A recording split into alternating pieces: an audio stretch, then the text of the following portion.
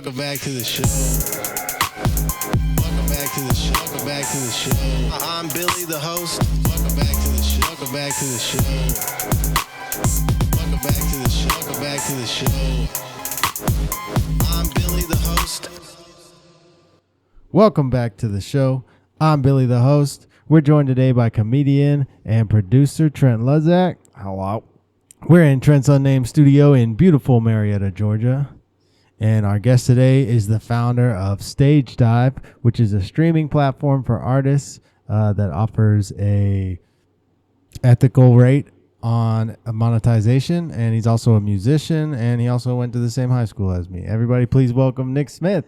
What's up, man? What's up, buddy? Stagedive is a new streaming platform, and are you gearing it toward the internet or more smart TVs and stuff like that? So we're it's gonna be like music and podcast streaming type of stuff. So we're more of a competitor to like a Spotify, but we're geared towards like indie artists first and foremost. Like it's for everyone, but indie artists are kind of our main like people that we cater to. Yeah. Because like nobody gets paid, dude. Like streaming money and streaming is horrible. Sure. So like no one makes any money. So we're trying to make it easier for artists to actually get paid, keep control of all of their like content that they're putting out, and like just have it be a better platform and system for the actual listener on the other end. So we share 50% of our revenue directly with our artists.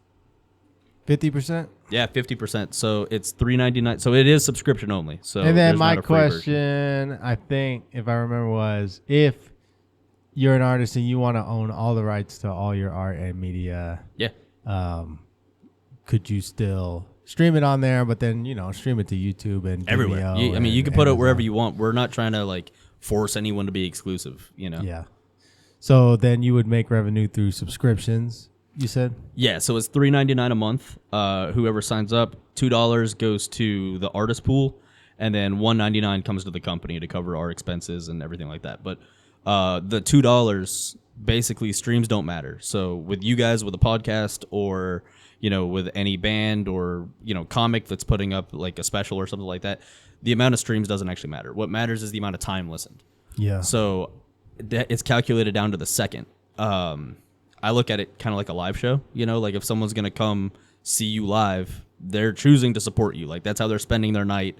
They're coming out to see you. Like that's a real fan that's going to come spend money and buy your merch or whatever else. So it's calculated down to the second. So for example, if you're in a band, I'm in a band, your producer here is in a band. He doesn't play any instruments. That's fine. It's just, hypothetically.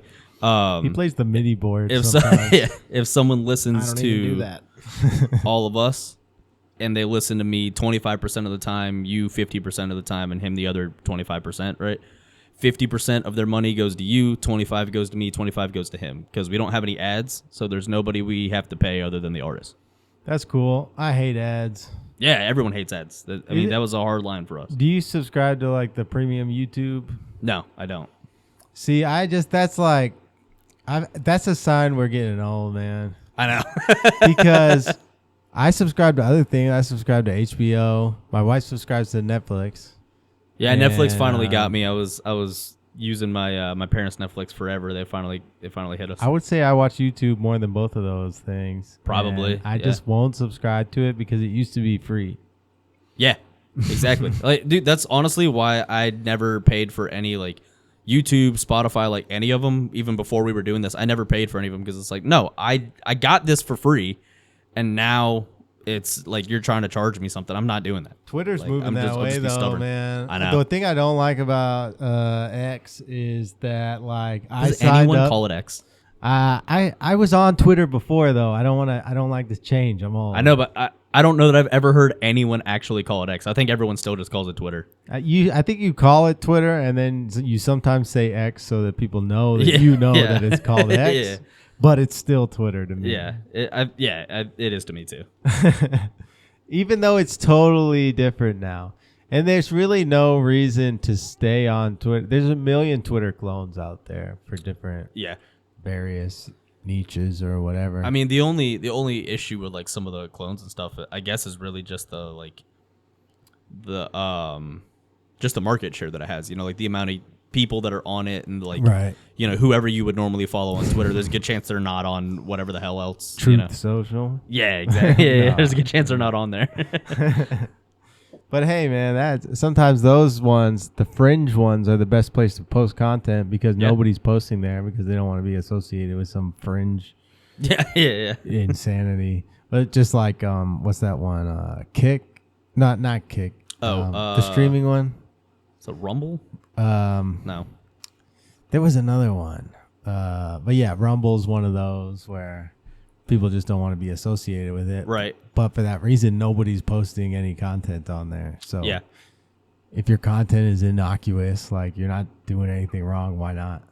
Yeah, we've kind of had, I don't want to say an issue, but I think just like, I've definitely seen certain people get initially like a little weird because we don't do any type of censorship over anyone's content. So like, That's dangerous. Though, yeah, but like YouTube, like they'll start pulling stuff down like quick, you know? So, I mean, I guess unless it's like super egregious, like we're not going to do any type of censorship.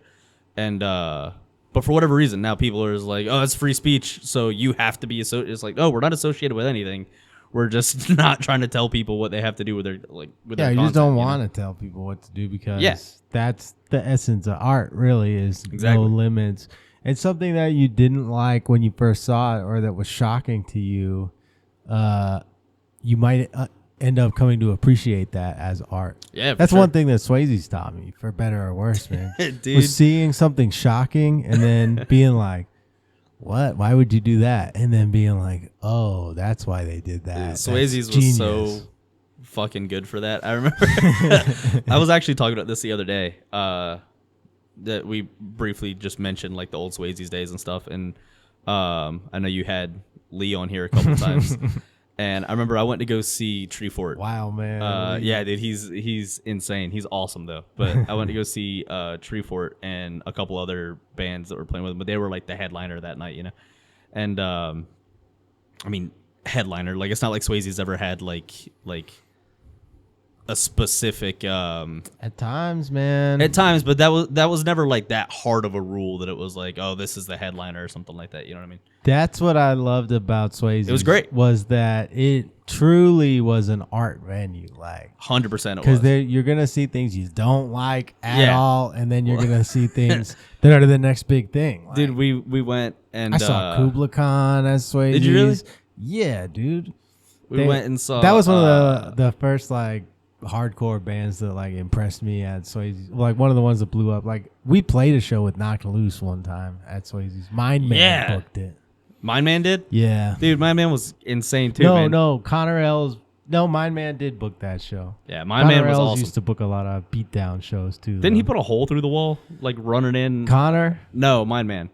When, no. When he was jumping into that wall. Dude, that whole drama, basically a smoke shop moved in next door, so they had a bunch of glass bongs on the wall, and my man would just slam himself. Yeah, I remember he would slam into that wall, dude. So, yeah, maybe he did put a hole in it one time. I know they not like all the way through, but I think that's why that wood was just, that unpainted plywood was just like up on the wall. And then he would get down to like his Simpsons or Family Guy boxers or something and start penguin sliding across the floor. I was also like, I mean, when I was first hanging at Swayze's, I'm a couple years younger than you guys, so when I was first hanging at Swayze's. Did you go to Sprayberry High School? I did, yeah.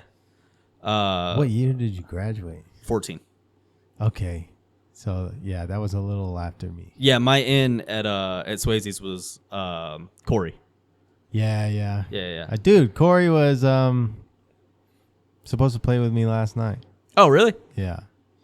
Yeah, man. We still do a band called Fist Face. Yeah. So, dude, when I was a freshman and like super skinny, like could not gain weight, super skinny. They threw us, like me and my other buddy, they threw us in weight training, and it's just how it fell on our schedule, and it was like definitely stood out in there, you know. Yeah. But Corey and his crew were kind of the ones that like they were nearby us, you know, and they kind of just like adopted us into the group because we knew Elijah Smith. Because I don't know if you remember Josh Rosencrantz. He was the bass player in my band at the time, so he was buddies with Elijah. Man, Literally, my memory of that time period is a little fried. Yeah. Yeah. But I got to know Corey, and so he kind of brought us into Swayze's and Corey's got us the going best, there. dude. And Same yeah, dude, thing. Corey rules. Well, we're the same age, but I joined the football team, and Corey was on the football team, Yeah. and we got to talking about like bands and stuff. Yeah. And he was just like funny and silly and didn't care. And so, yeah. Yeah, became dude, he friends. rules. Yeah, dude, we went to go see Treefort and some other bands, and they never even played that night. They set up all the gear and they were gonna play, and then they just played, I think, for 35 minutes straight, a loop of Everybody's Working for the Weekend. That's funny. And Satterfield was he had a ladder on stage, and was he puking off climbed it? up there. Yeah, dude, Yeah. when he was doing the gallon challenge and stuff. I have a photo of that. I had a video of that bit somewhere. Bro, I'll never forget. There were 2 girls there that night that were not prepared to go to Swayze's at all. Like, they were clearly like one of the opening bands. They brought a Classic. buddy, and that guy brought like his girlfriend and one of her Hey, friends you or want to something. go see this band play Yeah, with me? and then they it's just they had puking no off idea a what was ladder happening, for and they 30 were minutes. right up front near the stage, not prepared for him. Yeah. Like, dude, he's on a ladder, and there's just a trash can. Was there that other he's- bands on the show that were Yeah, like? yeah, they all played, and normal then they bands?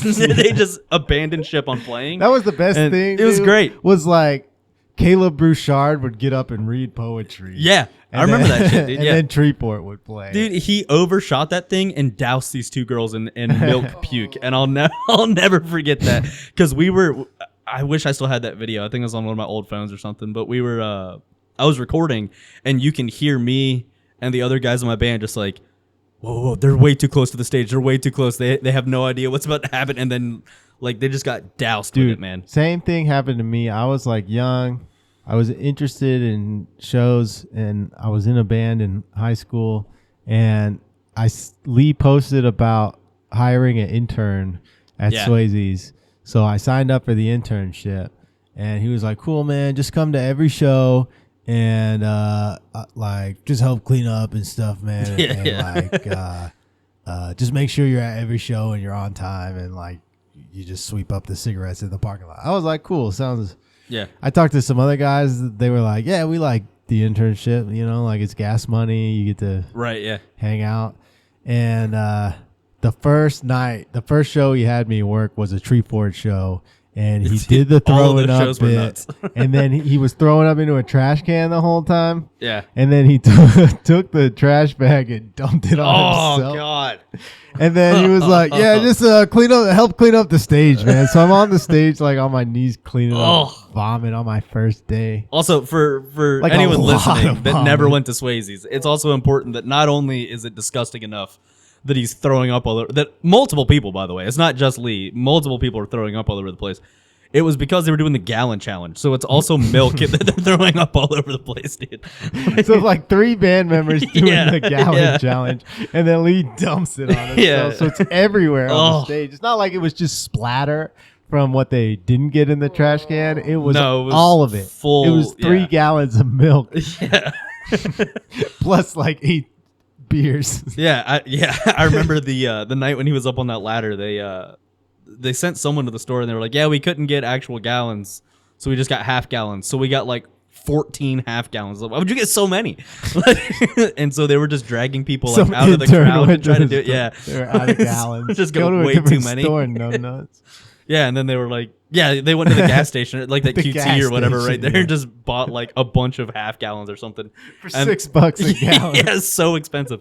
And then they were like, well, now we have to do all of these. So they were just grabbing people and like they came up to me. I was like, dude, I'm not doing that. I might have been But- at that show, dude. You probably were. Possible. I don't even remember a lot of that time. That was like 10 years ago now. Yeah, it's crazy. So I remember like going to see like Mike and you know that whole scene. It's weird hearing like the funeral portrait. You hear them on like Sirius Yeah. XM and stuff now. Like that's Yeah. crazy. I remember seeing Thank you, Lee for Jennings all the coming to time. One in of there. our shows, man. Yeah. We had a good thing going at Swayze. It wasn't the best, but it was. It was. It was its something. own thing though, man. But it was something where you could do something out of the box, like Yeah. strange, and nobody would tell you not to. I'll tell you what, man. There's one thing that Swayze's did that was super important that doesn't exist anymore, and it's something that I'm hearing a lot as I'm talking to like just bands in other markets and different podcasters and stuff, like as we're doing the stuff with Stagedive, is Swayze's was the only place real. I mean, I guess the Warehouse too, but like mostly Swayze's was the only place you could go if you were a high school kid that was in a band. Yeah. You know, because it's not like you can go play a bar show when you're like 14. Yeah. There was you a know? rule, no alcohol, but Right. But there was like, a parking lot. yeah, exactly. But and these are bands. yeah, so. but you can't go if you're like 14 or 15 and go, like, no bar is going to let you play there, you know? Swayze's was a place that, like, it didn't matter. Everyone could go try to, like, be a band there. You know what I mean? Like, if you and your buddies, even if you sucked, but, like, if you and your buddies were like, I'm going to start a band, we want to go play on stage somewhere, like, everywhere would tell you no except for Swayze's. Yeah. And, man, a bunch of those places just don't exist anymore. And, like, every town's Swayze's, whatever it's called, you know, like those places are just gone. And I talked to Lee about this many times, man. Yeah, he did that intentionally just to like cultivate art, which it absolutely did because, like you said, the Funeral Portraits playing on Sirius Radio. They're playing on Monday Night Football. You know? It's insane, man. Playing arenas in Vegas with Five Finger Death Punch. I know. Yeah, I know. I've been talking to Lee. And a lot of that comes down to Jennings' work ethic and his persistence and his he's good at reaching out to people and following up with people, and you know, you got to give that to him. I mean, but you could see it back then, though. You know, like back at Swayze's, you could tell. Like, I remember going to like, he's willing have to you grind. seen my you know? Ghost shows? Yeah, I remember. And speaking of it, I was gonna say Microwave is signed to Pure Noise Records right now. Are they really? Yeah, dude. They're on the big time right now. Wow. I last saw them here in Atlanta with 4 Years Strong was headlining, playing one of their albums like all the way through. And that was fun as hell to see Microwave in a sold out masquerade. Yeah, that's nuts. But yeah, I used to go see freaking Tito playing Have You Seen My Ghost? Yeah, man. And like I thought it was cool how Jennings had cultivated kind of a little scene around his band. Like people would come on, get on stage and sing. Like he would invite all the people to get on the stage and well, stuff. and he had Freshman 15 was another one. Did he have Ghost Kid? Early. That was him, right? His studio? Yeah. Yeah, I recorded some songs. Yeah, he had Ghost Kid. In the early days, man. Yeah. He was still learning. Yeah. But I was in high school at the time. So. Right.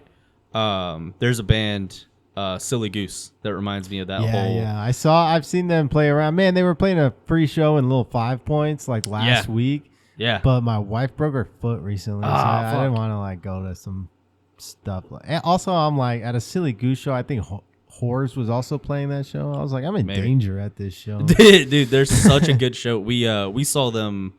We were actually their first interview. My wife and I had a podcast for a little while, and we were their first interview. But we saw them. They were doing one of their street shows outside of a show that we went to, and they had like 20 people around. And then we just saw them kind of blow up. You know, we've talked to them a lot throughout the years, and it's been really cool seeing them do that. But they're another one that you could just see when there was like 20 people. It's like, oh yeah, they're gonna be huge. Like you could just see the work ethic that they have there. You know? Yeah. But they just absolutely. When we were walking away from that, my wife's little sister was with us, and that was like one of her first shows. You know, so she was like in high school, but you know, early like freshman or maybe sophomore year or something, and she loved that they had this show out in the street and everything. And as we were walking off, I was like you never got to see it, but this is what Swayze's was. Like this is exactly what Swayze's was for all of us. You know, like what happened out there in the street was what we had there. You know, there's a couple of little venues like that around the country, but I think Chain Reaction is one. There was a place called The Pit in Jacksonville. It looked just like Swayze's. They had cones outside and everything. Yeah, out where I saw Corey try to kickflip a shopping cart out there. Yeah, people used to get wild out there, man. Dangerous too, also. Yeah, I do remember. Oh man, I don't remember his last name. Dan, I think though. He was a singer in Beyond the Rise. Dan was the drummer in my band. Yeah. Oh yeah, that's right. Dan rocks. I still remember there was like a 4th of July show or something there, and we went, and we weren't playing that night, but we went to go hang, and Lee, I think it was like him and Corey were like grilling out in the parking lot, and I like looked at it, and then I just like looked up at Lee, who was just kind of like barely paying attention to it, and I was like, I mean, I'm sure it's probably fine to eat, but like, I don't know. I just looked at Dan, and he was like, I mean, it doesn't taste like food poisoning. And like, I still just remember that and being like, well, yeah, Dominic used to I might grill get real out sick in after the parking this. lot Yeah. a lot. Yeah, they had a little charcoal grill there. Those were Yeah. the best shows, man. Yeah. We booked, me and Zach used to book a lot of shows there. We would book just like 10 bands on a show with our band just to get a shitload of people to the show and then grill out. And yeah. It was just a fun hang, though. Yeah, dude. Just starts at like 7 and then we finish at like 11. Like, Yeah. A whole bunch of bands play. Yeah, you I play don't like even 5 know. songs or something like that. I'm just not plugged into the music scene right now, but where am I even supposed to go to see like original bands play? Yeah, like, you can see them, some at like Smith's Old Bar. Yeah. You know? But that's kind of what I mean, though. Like, a lot of our venues have disappeared because, like, the Masquerade exists, but the real Masquerade is gone. You know, the one that was at the Mill, you know, like that one's gone. So what was underground Atlanta is now the Masquerade, and you can still see some cool bands there. Bogs, maybe. There's been some shows there. Yeah, but like we just did, we sponsored a show at the Vinyl. That's a pretty cool spot.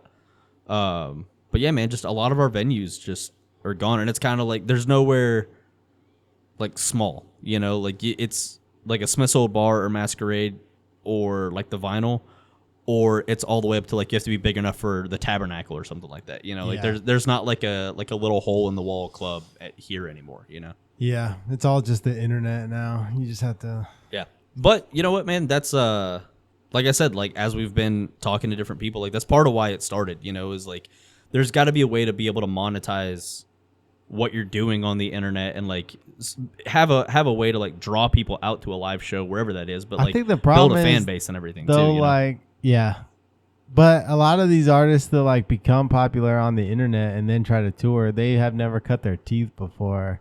They've never played a show at Swayze's before. And That's true. yeah. Cleaned like milk vomit off of themselves Well, at the end of the night. I'm less so talking about like the ones that blow up on like TikTok and stuff, and more so like the bands, like all the ones we're talking about, like the ones that existed at Swayze's that were really talented, but none of us were ever going to get streaming numbers on Spotify. None of us were ever going to be able to like from there jump onto a big tour or something like that, you know. So like trying to give avenues to those type of bands, because I heard you talking even on one of your recent episodes about like you wouldn't want to go tour right now because of your daughter, you know, like you have a kid, you're not really in a place where you're looking to miss a lot of time with your family right now, and you know, and I'm kind of in that same boat. I would love to.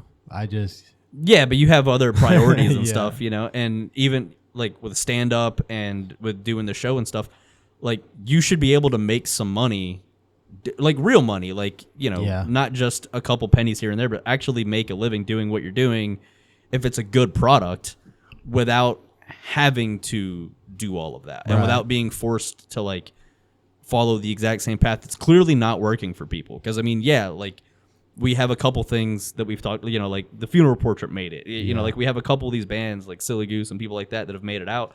But the majority of those bands that we played with were really good bands that just, I mean, there was no money to be made there, you know?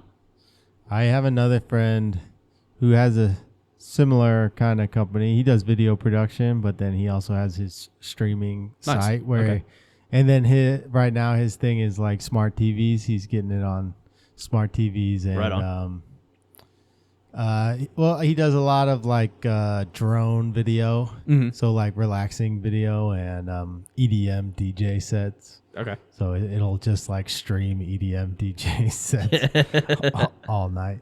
But I think like as the internet changes with like Twitter and YouTube, like people are avoiding Google right now because of the same stuff that Twitter was involved in.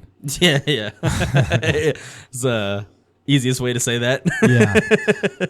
I mean, hey, there's no way around it. Like we saw the receipts But yeah, I mean, dude, when the Twitter files came out, like that was insane that wasn't bigger news. but it was like something we all already knew. We did, but we just didn't have evidence. Same with like the streaming revenue. Like no company ever releases their streaming revenue because they don't want the artists to know. Well, Spotify just got a huge lawsuit because not only are they already paying terribly, but like they were actually messing with the numbers on the back end so that they were taking even more of the money from the artists and stuff. When I first started this podcast, it had a different name, and Trent wasn't helping me, so it was very difficult to do it. And I used a website called Anchor for distribution. Yeah. And then they got bought out by Spotify. But one of the things I liked about Anchor was that there wasn't this like threshold in order to monetize. Right. Yeah. Like you could start doing ads as soon as you released an episode. And you wouldn't make any money off those ads because nobody would stream them. Right, but you had them, you know. But yeah, you had the opportunity to monetize your stuff and at least get in the practice. I've been kind of focusing on just getting in the practice of, okay, what can I do to monetize? Sure, even if it's $1. I need to find a way to monetize this to make $1. And then I'll go from there. I'm a baby steps kind of guy, you know, like dude, 1,000%. And that's got us here. That's why we're doing what we're doing, man. Is trying to help people, whether it's $1 or, you know, if you can bring a bunch of people on, like actually get paid. Because so there's a band. I believe in exponential growth. Yeah, for sure. But there's this punk band, This Side of Anarchy, and our first month when we had like no subs, you know, like we literally just launched. We had, I think, maybe like 20 people that were subscribing, including us that built the platform, you know? Yeah. And I think they made like $12 their first month. And we were like, all right, I mean, it's $12. That's not incredible, but like, it's something. You made something. It's a dollar value. That's something. Well, and then we were like, hey, okay, so this is a proof of concept that it works. And then the next thing we saw was they posted on their socials like, hey, we just made more on Stagedive than we've made on Spotify ever. And we were like, well, that's cool, but that's also horrible that you guys have never had the opportunity to make more than $12. Like, that sucks, you know? Yeah. Especially, they're a good band. They deserve it. I used DistroKid for music. Yeah. And, you know, we got we got $1 or $2 cash. Yeah. My old band, we used to use like CD Baby, which is basically the same idea. Same thing, yeah. DistroKid, yeah. Man, some of those things, you got to be careful, though, now. Which we didn't really have this issue when, you know, back in the Swayze's days when we were putting music out and stuff. But now a lot of them are burying in the terms of service. Yeah. Bro, I'm a slave to Spotify and YouTube right now. Well, but they're burying in the terms of service AI stuff.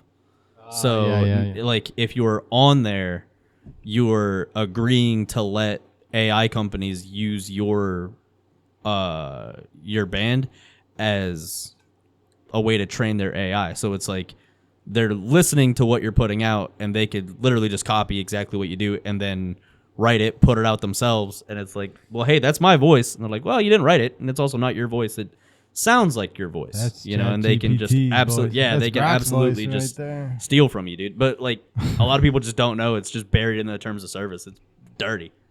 Yeah, you can't even sue Disney if they murder your wife. Yeah, man, that's insane. If you watch Disney Plus. That's how. I still don't really know how they got away with that. I don't think they did. I think they tried to, and then it became a news story. Did they get away with it? I think it's one. Look that up, Jimmy. But I mean, how did Boeing get away with murdering that guy? That's what I want to know. Yeah. Because they just did that right in front of our faces. They do the same thing with Disney. I think Disney was basically just like, I don't know. You guys aren't going to be able to do anything about it. So yeah, we killed this lady. Like, I don't think there's anything that really came of it. They got beat. Yeah. Did they get beat? Yeah. I remember the headlines being worded a little bit. I can't imagine that any reasonable judge would look at that clause in a terms of service and be like, this is enforceable. I mean, How many things can we say that about, though? Dude, that some are just coked up absolutely- lawyer came up with that. He was Yeah. he was coked up one night reading the entire terms of service. I know. Gotcha. That's the fact they would even try to do Says that it right is here, what's Your Honor. The craziest thing. Like, how much could that have possibly cost them? Like, the PR alone is like, just pay it instead of even attempting to go through with that. Like, that's just gonna bring so much bad PR for you. Yeah, that is pretty wild. I don't know. What is the Disney even more, man? It's not even like Yeah, I don't know. It's what it used to be. It's weird. Yeah, it's weird because we were talking like before we started recording, we were talking about the debates being on tonight and stuff. And like, I don't know, everything seems like everything's amped up, like everything's more crazy and everything than ever before. Yeah. But it's also like, I don't know, it kind of makes me wonder, how different is it? Sometimes I watch Really? those like You know? classic Cartoon Network streams or whatever, Yeah. and it takes me back to a simpler time, man. That's Where kind of what I it mean, has though. the Like back then, commercials and we never everything. had the opportunity to see all the skeletons in the closet of every company and everything else. But like, Our parents now were in everybody denial. knows, The Yeah. generation before us was in denial. They heard about Yeah. all these things, but they didn't want to believe it. Well, there was also nothing right in front of your face. Like you said, like we all knew about the stuff on Twitter, but we never had proof of everything. Like when the Twitter files came out, and Yeah. then when that comes out, it's like, oh yeah, you kind of can't pretend it All- didn't happen now. All these media companies are like, the guard has changed since Yeah. we were younger. Like, it's like the O'Charlie's being turned into like a Verizon store or Yeah. something, or a grocery. Dude, I haven't seen store. an O'Charlie's in so long now. I'm not sure they still exist. I'm not sure if they do. They were either. terrible. Oh, you didn't like O'Charlie's? No, they I were liked just O'Charlie's. trash. I liked O'Charlie's. Okay. They had decent chicken tendies. They were good. No, they were really good when I was little. Yeah. And then they slowly started to trail off the older I got. But it was like you could see the quality of stuff go down a little bit at a time. I still liked it. It was good. But like, hey, it definitely wasn't as good as it was at one point. I think, that leaves a gap for a decent media space like the one that you're starting. So Yeah. because these various spaces are so out of touch now and they're just run by like people who didn't build it, they just went to college or It's whatever. also so blatant. Like Yeah, it's yeah. so like kind of what we were saying. Like, why would Disney even try that? Like, everyone seems to be in a habit of just, it doesn't matter.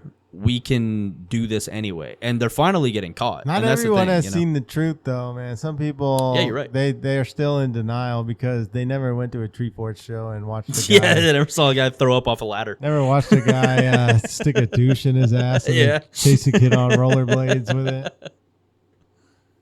So they're just like, oh, the world is still what I thought it was when I was a kid, and they Yeah. want to believe that. But yeah, I don't know. I guess a lot of truth came out with the Freedom of Information Act, right? That's when we started to learn, and the internet. It is weird. We live in It's the a, internet more than anything, I think. in a whole like you think back on like the Industrial Revolution, the Bronze Age, and Yeah. stuff, and you're like, I wonder what it would have been like to live during that time.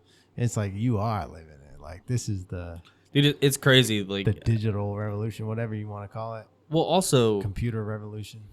like, just how crazy it got so quickly.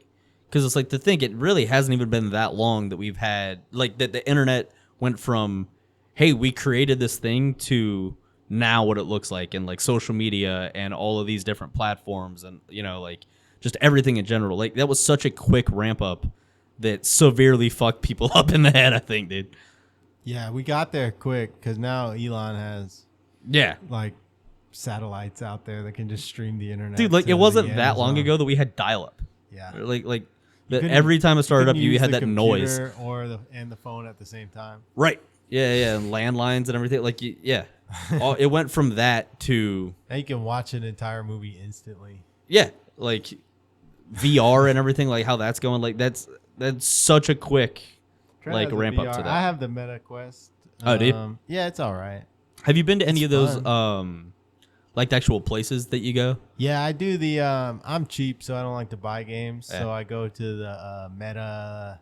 I think it's called Horizon Worlds, Okay. and there's a lot of like user-made like mini games there. So I Oh, play sweet, okay. those mostly. So We I don't went have to pay when for we a were game. in Jacksonville We went to. Damn, I don't remember the name. Oh, of the you place. mean like the place you go in person to do VR? Yeah. Oh no, I haven't done like I've done it at like anime conventions Pretty sick, and stuff, but I haven't done like the. We went. And they had a like a Far Cry one.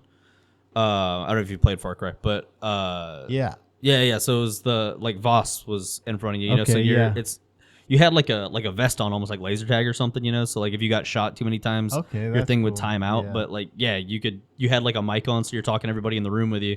But it messes with your head because it's just a big empty room, but it's the stuff is changing all around you. Yeah. But there'd be something there, and I kept like instinctively like high stepping over like stuff that was in my way. There's nothing in the room. Yeah. I almost ate shit because I went to lean on a wall, and I'm just in an empty room and almost fell flat on my face.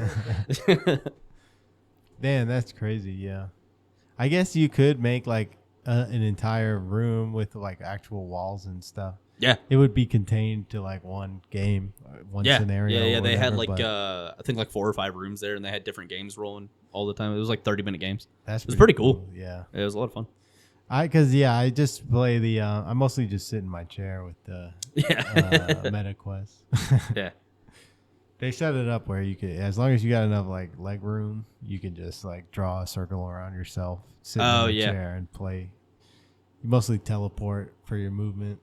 Yeah, I don't have one. I've only other than that, played around with them a couple times. Like I did like the boxing game Yeah. one time, and then also the one that's like basically like Guitar Hero or something like that, where it's Yeah. like with the music and you're like slashing through the stuff. There's one that we would play a lot that was just like kind of a Unreal Halo style user made game. Yeah, You just run around, pick up weapons, and that's pretty cool. blow each other up. That's pretty cool. So we would play that sometimes. I haven't played it in a while because I've been busy with my child. yeah. Now that you have a kid, how old did you say she was? She'll be 14 months Okay, yeah. So you guys have been busy. when this comes out. Yeah. That's, Yeah, is that still in the not sleeping all the way through the night thing, or? I sleep okay now. But I think I really hit my stride. It was tough in the beginning. Yeah, at first it's For me, like right away, it was difficult, and then as I got used to it, because it's like it's not going to change, so you might as well get used to it. Yeah, we tried to like set a schedule hard like at the beginning just to like try to make it as easy as possible. But we actually like my mother-in-law helped us out. She came and stayed with us for a little bit, like first like week or two, to help us so that we could actually like get some sleep That's once in a nice. while, you know. Yeah. It was really nice. But we tried to do like keep her up until like midnight. That way she'll sleep just through the night, and we can actually like try to get some sleep, and then we just would roll her back slowly, you know. Okay. So like a normal schedule. Yeah. We did the schedule like strict. Yeah. So she's still on that schedule. Well, we changed it when she stopped wanting to take a second nap. So now she takes one big nap. Yeah. And in the middle of the day. Yeah, I'm about to be out of that. I can see the writing on the wall that that's about to end for us.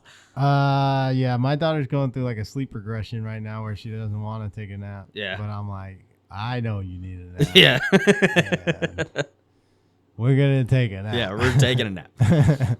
You don't know that, but you're taking a nap. Yeah. But she's good, man. She'll put herself down and that's great. go to sleep when she's supposed to most of the time. It's always when she's like learning something new and trying new things that she doesn't want to sleep. Yeah. Which is so just like cute that I don't want to. For sure, yeah. I it's feel cool. bad putting her in the crib. Well, it's also that's kind of what we were talking about before, right? Like you're in a spot where you're not really wanting to be away from that. Yeah. You know? Oh, Like I want to be there for all the everything, stuff, dude. you know? Yeah. Yeah. Her first words, I was there pretty much. Her first steps. Yeah. My wife was there. Like, and yeah, I don't want to be on the road for like a month. Right. Maybe when You miss she's a lot older. in a month, man. You know? But that's what I love about comedy versus music. Musicians will go out for like a month at a time. Yeah. Craziness. Whereas comedians, it's more expected for you to do like Like a weekend. if you're a real headliner, you're doing like Friday through Sunday maybe. Yeah.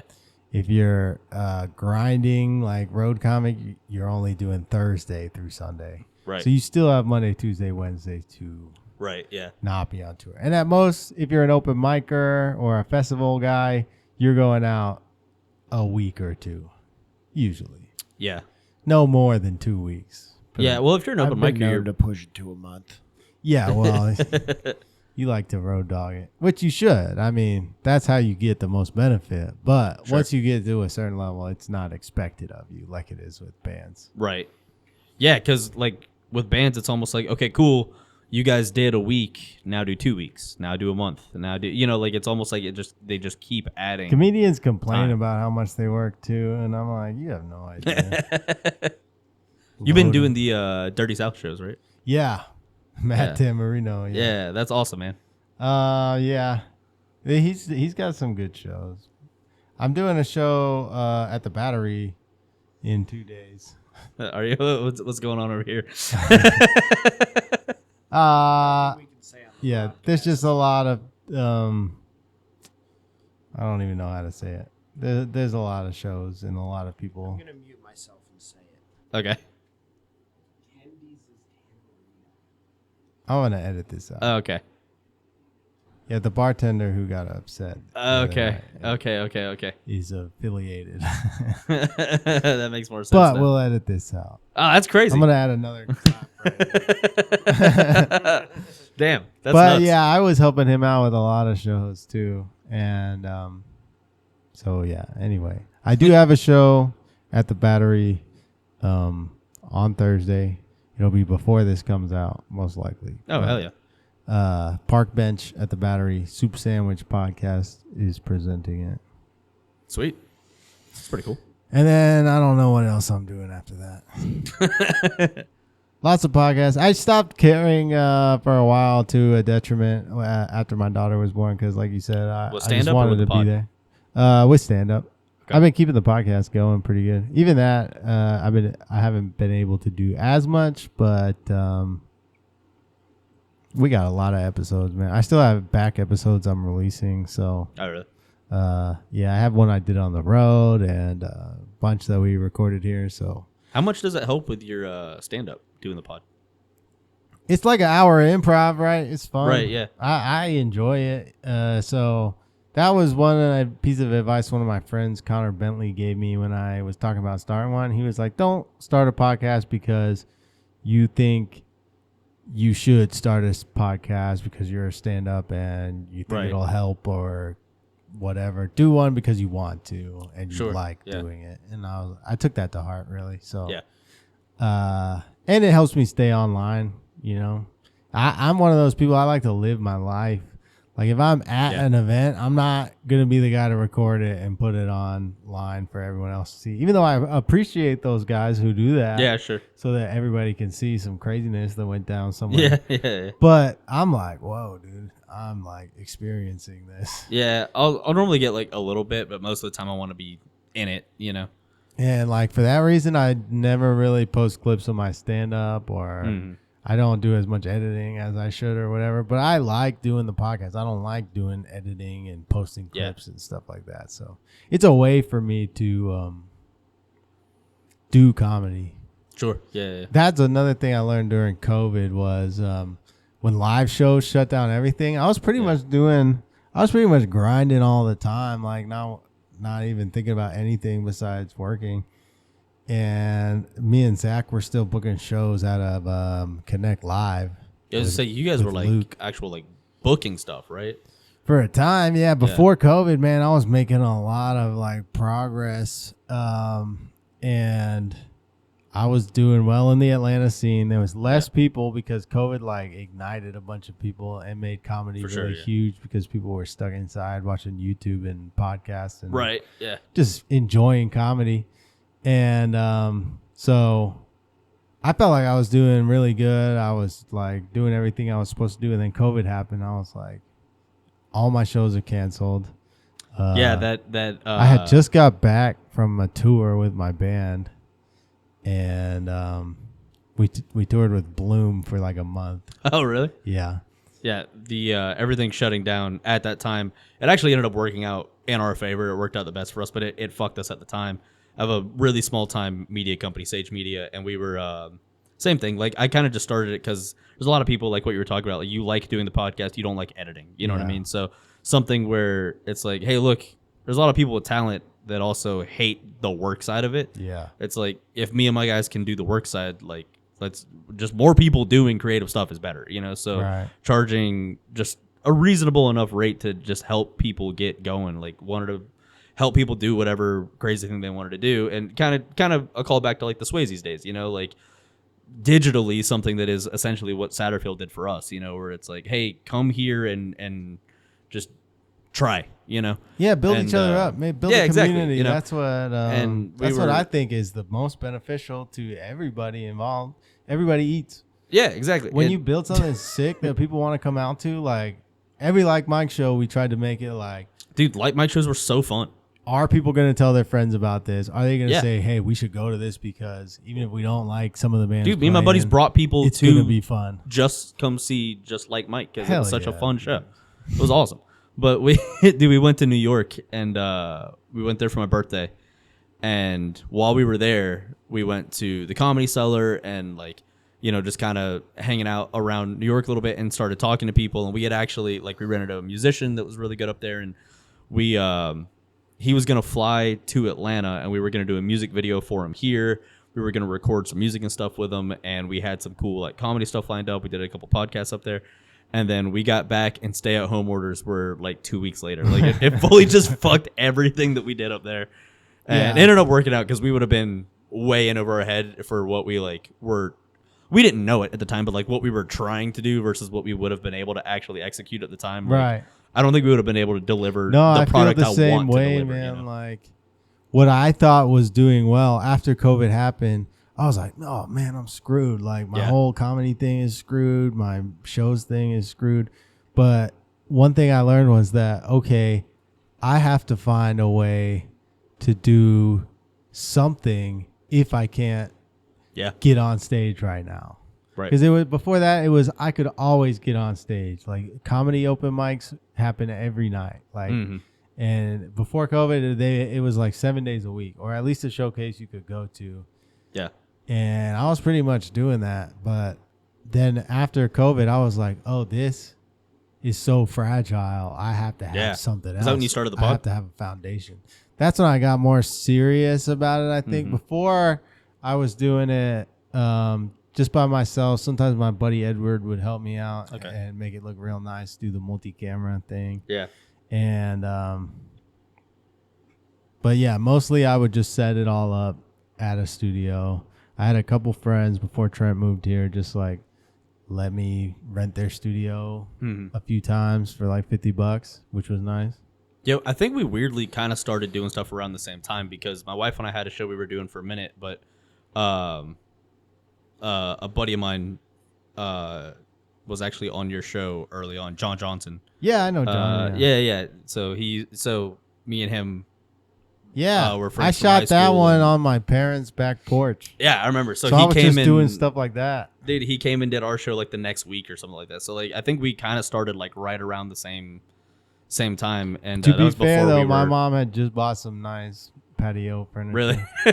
So it wasn't bad. We it might have been a weird situation to be like, okay, I'm going on his mom's porch. I mean, dude, record it seemed but seemed normal enough. I mean, it was, you know, we kind of got screwed. We were doing a show, and it was more of a just like we're kind of gonna like get drunk and hang, and you know, and talk shit, and but you know, we each have day jobs, and hers was more of a corporate job at the time, and someone that was a potential client of hers looked her up on Instagram, connected her Instagram to my Instagram, connected mine to the podcast page, went and listened to the podcast, got offended, and then called corporate. Nice. And then corporate that was just like a jealous like cousin or aunt. Dude, corporate came to us and was like, if you don't pull everything down, she's fired. That was like, a petty like. I guess we're fucked then. Yeah, that was somebody that they knew really well.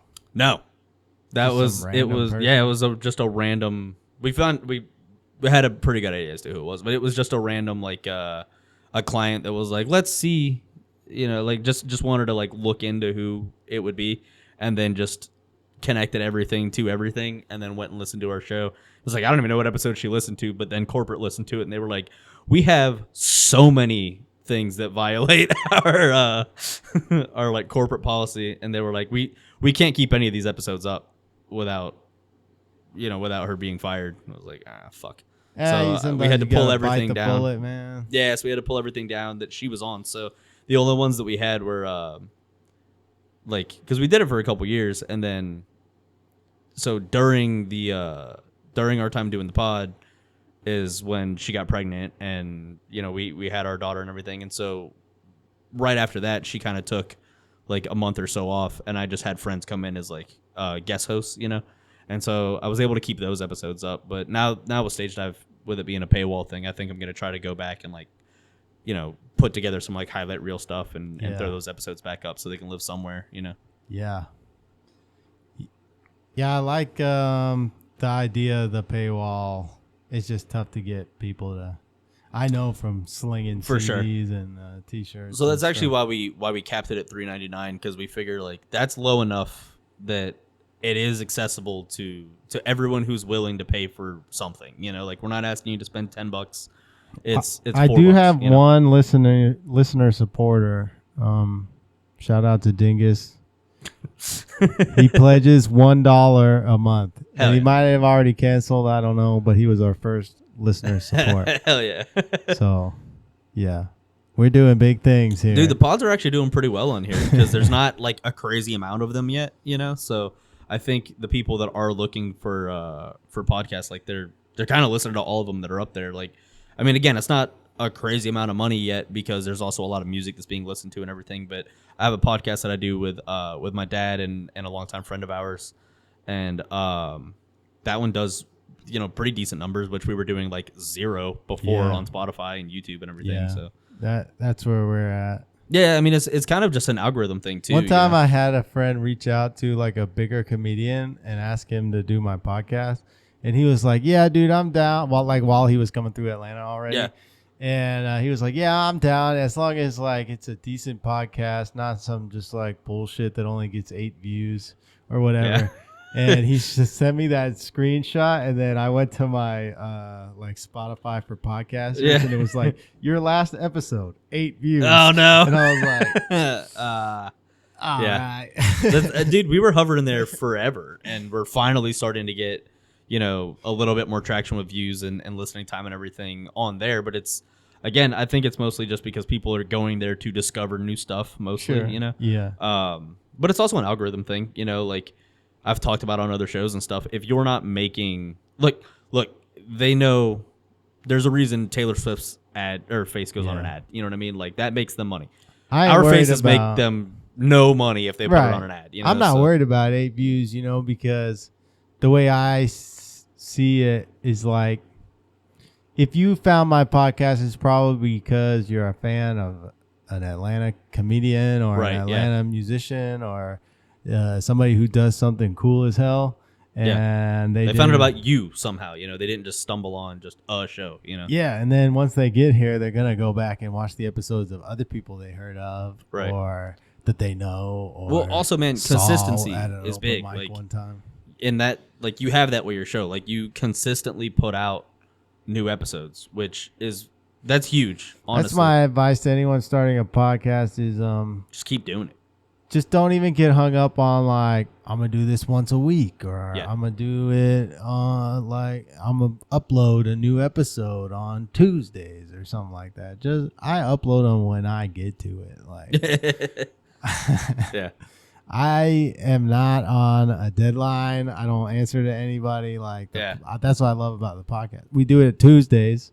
Well, I guess I shouldn't blow up the spot here. But, I never mind. We do it Thursdays. I try to drop hours on somewhat of a schedule, but it's really just because like I'm ADD as shit. So like if I don't try to have, I'm never exactly on the schedule, but like if I try to have that, then I'm at least close. I'm like 1 to 2 days that are kind of like the drop days or whatever. I'd like to release this show every week, but I have a life. I have a family. For sure, I also do stand up. So get on my nuts if you're listening and you want me to drop a podcast. Come to a fucking show. I if really you want to hear don't- more, come to a show. I really don't listen to podcasts like weekly like that. Really? If I like a podcast, I'll just like come back to it when I feel like listening to it and just search for a good I listen to a episode. lot of them consistently, mostly just because of my job. Because my day job, I'm a Yeah. welder. So, I mean, I really don't want to just hear the sounds of a metal shop all day. So Yeah. I'm able to have my headphones in there. So honestly, it's like I was talking on another show that I was on. What I realized was, okay, even if a song is a long song, at most it's like 10 minutes. Yeah.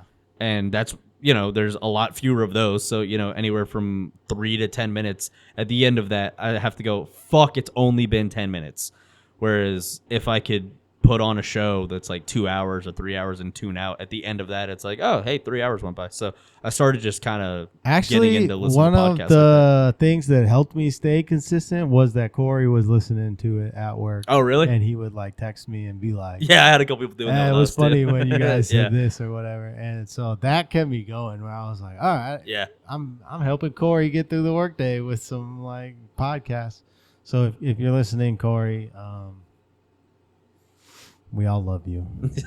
Dude, we had that for a minute with that one show that we were doing where like it was just a couple of my buddies from work, you know, but it was enough. It was the same thing like what you were saying, like with Corey, but it was just enough that we could just say like one of our fans, and like whoever's listening doesn't know, it's like the same 2 people over and over You again. know somebody's listening, and that helps. Someone's listening, but we were able to. It gave us the ability to lie about how many people were listening. You're like, yeah, one of our fans had this to say or like whatever, and it's Corey's like the same listened 2 to a people every couple time. episodes like multiple times. Oh really? Yeah, just beeping up the numbers. Yeah, just trying to boost your numbers. I've been trying to just reach out to like people I know that own businesses and stuff, and just get like localized ads, just do ads just for people I know, and like. Dude, we just started small sponsoring businesses podcasts and if you stuff. want.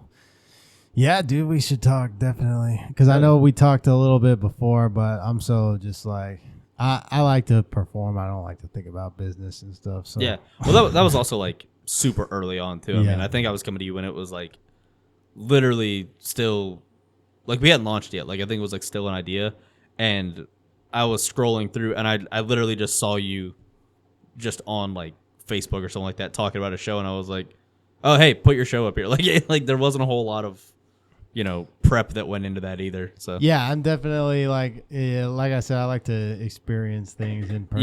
Yeah. I used to tell telemarketers they could come to my house if they wanted to sell me something. yeah, a I'm lot more like, in the moment. Come over, man. I'm here. Yeah. Let's talk. No, all right. See ya. You don't live here? No thanks. Hell yeah, dude. But since COVID, man, now I'm just online all the time. Yeah, It was it's good and weird. bad. I think I did become a better comic after that, Really? which is ironic because now I don't do as many shows as I was doing. Yeah. But I think I grew a lot as a performer. I mean, I think it kind of makes sense because I don't know. Like, I feel like those shows were not set up well for anyone to like succeed, during COVID. But that's a huge part of comedy, music, everything is like people don't realize how important it is to eat shit. You know what I mean? Yeah. And again, doing It something. was a grind for sure. Yeah, but like bombing is a regular part of stand up that like people just have to get through. Honestly, playing get over weird, it. shitty little bar shows or stuff like what we talked about at Swayze's, and you're opening up for a band that decided not to play and throw up instead.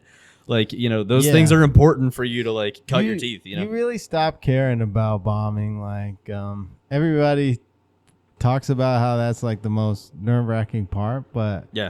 when I do a show, I'm not worried about bombing at all. Did you ever have stage fright, like when you were playing with the band and stuff too? Not with the band. I never had it with the band.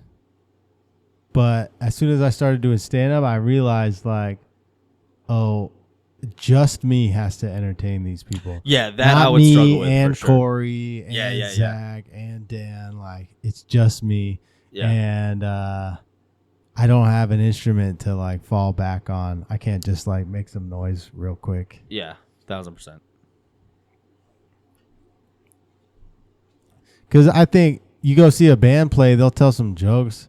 Once you start doing stand up, you're like, these jokes suck. but the whole crowd is Also- laughing because they're strumming a couple notes. I was gonna say also you get a lot more leeway with shit like that. Like if you're a band and you make like a joke that's not even a great joke in between, no one's there to hear you make a joke. So if you just make them laugh a little bit, it's like, that guy's funny. It's like it's not even really that funny. It's just you're kind of giving him credit because he's kind of funny and he's also playing guitar. You know, like you get a lot more leeway there. If it's just you holding a microphone, people are ready to just heckle the shit out of you, I'm sure. Sometimes, man, but like hecklers really, it's either going to go like two ways. Like either you're at a bar and there's a dude who's just blitzed out of drunk, his yeah. mind yelling at you, and then you either have to diffuse that or just leave. Depends on like how funny that guy is. Yeah.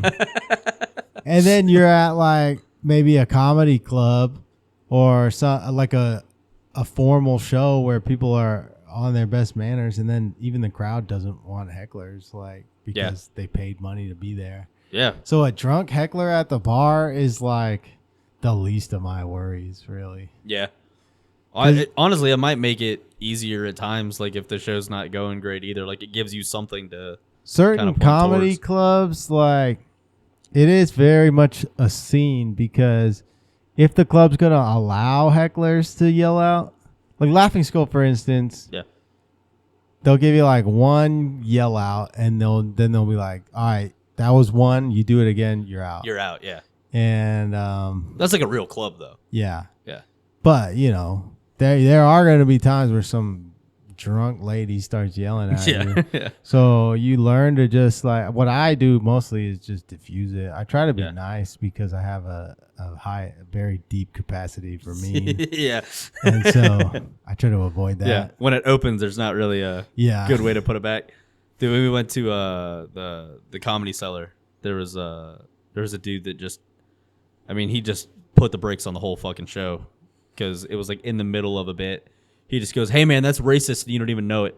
And it was like, "No, dumbass, that was the bit." Yeah. Like that was the whole point of the bit. He just, I mean, just halted the whole No, fucking I show. knew it. Yeah, it's like that's wrote it. I'm literally making fun of myself for being accidentally racist in this, and he was like, "No, that's fucked up. You should stop saying that." Did the club kick that person out immediately? The crowd kind of turned on him, and Yeah. and he eventually just But walked see, on his own. that's the club. The club has to create that culture of like, Yeah. this is not going to happen. Yeah. And if they don't do that, if they're just kind of like, if they don't want, they're non-confrontational or whatever, and they don't really enforce it, then you only get a certain type of crowd. Yeah, at you're that opening the point. door for it. And then you only get a certain type of comic after that. Yeah, Because comics who don't want to get screamed at by the crowd aren't going to come there. They're going to go to the place. yeah. I mean, you could tell that enforces it. the venue was like ready to get them out, and they didn't even have to because the crowd really just kind of Plus, turned on the them, you know? Comedy Cellar usually hires like good comics, so Yeah. they're gonna. Yeah, I think David Tell was in the other room. Like, Not gonna be the it's a first legit time show. that Yeah. somebody yelled out at that. yeah. Dude, one time I was in Virginia Beach. I stopped by an open mic with my friend Cam because he was from there and he just wanted to like show me around. We went to an open mic at a bowling alley. It's called Pin Boys. I think it's still going on. Great time. But there was a dude playing like the bar gambling machine, like the Yeah. bar slot machine, and just like he would just giggle. He was just anticipating like open micers jokes and then Oh, yeah. stepping on their punchline with a Oh. little like sarcastic giggle. It's just the anger on his face. And then one of like the veteran scene comics, like dude in just like a beanie and Vans and Yeah. like all black, like scene kid, went up and just destroyed this guy. Talked about like that laugh is Good. why his wife hasn't slept with him in like 6 years. or Good. whatever. That needed to happen. Like made fun of his bald head and stuff. It was just like, he was getting the guy mad, and then like Yeah. he was the savior of the show. So if you don't have some wasted asshole in the bar, then you never Did get you- to stretch those legs. Did you have more hell gigs like in the band or doing stand up? Different, Different. terrible for different reasons. Yeah. More sketchy promoters in the band where they're I like, can yeah, see dude, that. we're going to give you like 100% a door or whatever. You get to the show and then the guy who booked it's not even there. Yeah. And that he just blocks you on Yeah, Facebook. yeah. And you can't even. It's like, hey, dude, how about that door we were supposed to get? Yeah, that guy. That's the last you ever fucking hear of that guy. Yeah. Which is like, whatever, dude. If something happened, something happened. But have the balls to like own up to it. Be like, Yeah. oh yeah, the venue Yeah, that was the plan from the beginning. fucked me. You know, yeah, like yeah. yeah. Those promoters are sketchy. But more gigs where it just like went sideways Yeah. so fast Yeah. in comedy, like I bet. where you get there, you're like, all right, it's not the ideal situation, but it should be fine. And then you're halfway through your set, and you're like, oh, this is starting to go really Yeah, bad. this is horrible. And I need to leave. That has happened to me. Oh, really? And I'm a very I try not to offend people with my comedy. I Sure. write jokes that are silly and Yeah. it's like when you think about it, it's like, oh, I never thought about it like that. That's Right. what I like. My favorite jokes are like, my favorite example is Dimitri Martin has a joke about heavy doors that Yeah. I liked when I was a kid, maybe Yeah. like middle school or high school. Yeah, this stuff's real silly. I liked yeah. it. Yeah, I liked that joke. And now every time I encounter a door that's like too heavy for me to open with my just like casual Yeah. stroll, I think of that joke. And Right. I'm like, Yeah. those are the kinds of jokes I want to Sure. Yeah. write, where when you're doing everyday tasks, you think of my joke. Right. And then that sticks with you for a long time. Yeah. That's like, I mean, like, I love like Big J Okerson, you know, like a comic Yeah. like that. But also, Dude, I worked for His- Big J technically for What? I worked on the Fully Loaded Festival. oh as yeah, that's right. I saw you roadie. post something about because a lot of people were hating on Bert, and you were like, "Look, man, he was good. Like he was good to us. Like the Well, I've actual seen Bert do people, you stand know? up. He has a lot of fans. You can't. I like Bert. I do. He draws I a like his stuff. crowd, and he performs, and he kills. There's Dude, nothing- I know he gets a lot of hate. I know a lot of comics don't like his actual stand up. I like his stuff. I'm a fan of Bert, but I found him through like podcasting and stuff first, you know. So Yeah. he was just like he was always just a fun energy to me. Of course, you I know? have my favorite stand-ups, but obviously, a lot of people like Bert Kreischer. Yeah. And he has never done anything wrong to anybody. Yeah. He's just a silly guy. Dude, I was so excited. Like I was at that Fully Loaded show, and I was so excited because I'd never seen Big J or Shane live, and like or Joey Diaz. So I was so excited for that. But like I'd you seen were at Bert the before. one at the Yeah. Stripers, yeah, Gwinnett. yeah, Dude, I worked that show. That was a fucking I was great show. there all night. yeah. That was an awesome show. I was at that show. Were you? Oh hell yeah, that was a fun night. Did you buy a T-shirt? No, I did not. Well then, you're dead to me. I had money for tickets or a T-shirt. I didn't have money for both. I was selling T-shirts. Oh, were you? And yeah, but yeah, they were like $40. So Yeah. I don't blame you. Yeah, dude. All the merch is so expensive now. But yeah, it was fun. I got to see lots of the great. I got to see Attell. I got to see Joey Diaz. I got to see How many shows did you do with them? the whole first run. Oh hell yeah! Yeah, it was. I was hoping Attell was gonna be here, 2 weeks, but he wasn't. 10 days, I think. Yeah, I've still never seen Attell. That's Yeah, that was big sick. I bucket got list one to. There's sometimes the venue, if it's like an arena, Yeah. they'll like he was mostly doing baseball fields, but in Kentucky we did the KFC Yum Arena. Yeah. So they had a venue staff to sell the T-shirts. That's just like how it works at that venue. Yeah. And so after I helped them load all the stuff and get set up, I just got to sit around and watch the show Yeah. and eat KFC.